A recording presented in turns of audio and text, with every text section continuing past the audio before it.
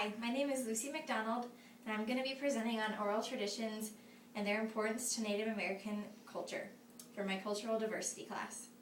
Oral traditions are a significant part of all cultures to teach what is socially acceptable and how you should act in that particular culture. Oral tradition is especially important to the Native American culture because they don't rely very heavily on written records and documents, so the passing down of stories is the main way they preserve their culture and their beliefs. According to the Milwaukee Public Museum, there are a few different types of oral traditions: memorits, legends, myths, and folktales. Memorits are accounts of individual and personal experiences that a person may tell about an account with the supernatural.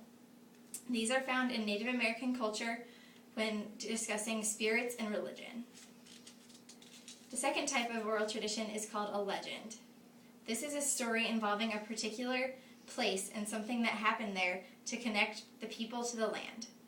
Since a large part of Native American culture and religion is the connection to the earth and the people, these are popular. The next type is the folktale. A folktale is a story containing a useful message, lesson, or just for entertainment, but did not actually happen. Another kind, and maybe the most popular kind, is the myth.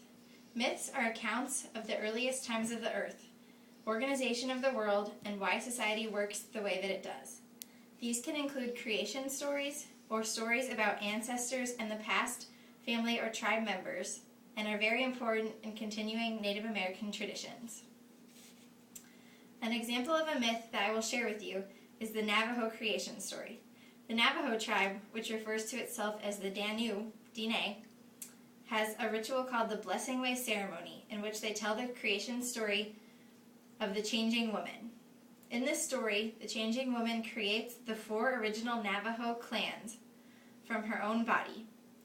Then, the changing woman tells the people how that they should live, including how religious ceremonies should be done, like in the consecration of the hogans, which is the type of homes that the Navajo lives in.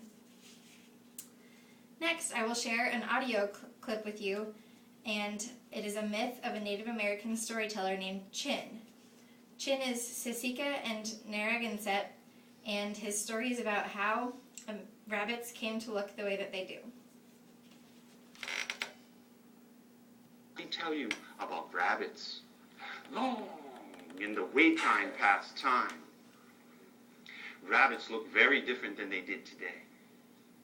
Long in the way time past time, rabbits had very short ears. They had even very long tails. They had long, straight arms and long, straight legs, very different than the way rabbits look today. Well, one day, Rabbit was out. It was springtime, looking for something to do and something to eat, as rabbits are always looking for something to eat. He came upon a willow tree that had fresh little shoots in it, and it made him so hungry. He started to pray for it to snow, and so he started to dance. And he started dancing, and he started singing his song, "Oh, how I wish it would snow. Oh, how I wish it would snow." And as Rabbit, and it started to snow so much. All that snow. And because he wished for it to snow so much, the snow rose higher and higher, higher until it rose high into that willow tree. And now Rabbit played in the snow, and now it is so high he could eat some of those fresh shoots that are in the tree. How is he ever going to get down? Because as you know yourselves, rabbits are not good tree climbers.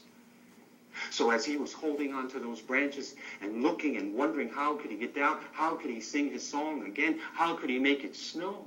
And as he was leaning over, snap, his tail broke, and when his tail broke, he went tumbling down out of that tree. And as he tumbled down out of that tree, his little short ears would get caught in the branches and stretch and pull and pull and stretch and pull until they are as long as they are today.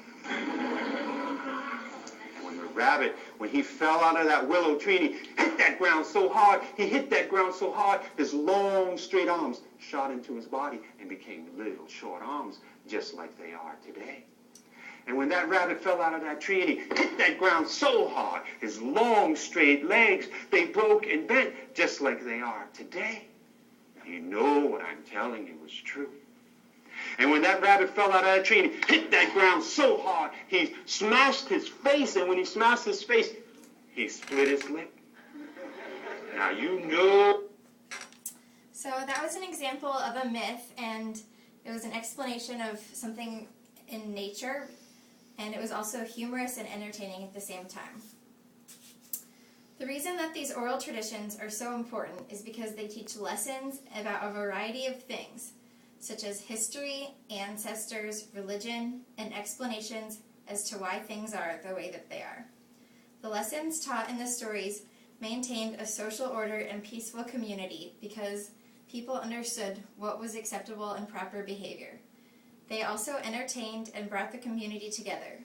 And the accurate passing down of these stories is the way that they can preserve their culture, which is essential to the Native Americans. In Marmon Silko's book called Ceremony, if someone in the tribe forgot a story, it brought great disaster, such as droughts, to the community. Even though times are changing, there's definitely a positive side to relying on oral traditions versus written documentation of traditions.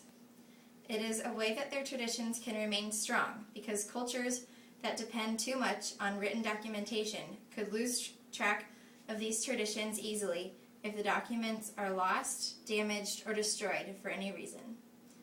Many might think that these stories are foolish or silly, but many of them are in fact fairly accurate historical accounts of events. Because they were meant to be remembered, many times they are told in a sing-songy pattern with lots of rhythm and repetition so that they're easily remembered. In conclusion, the different types of oral traditions were entertainment, but mainly lessons on acceptable behavior and how to live your life in the Native American way. The oral traditions told by the storytellers of each tribe, such as the rabbit wishing for the snow story, for example, are valued greatly and respected a lot by the Native Americans and are vital to the passing down of beliefs and values between generations.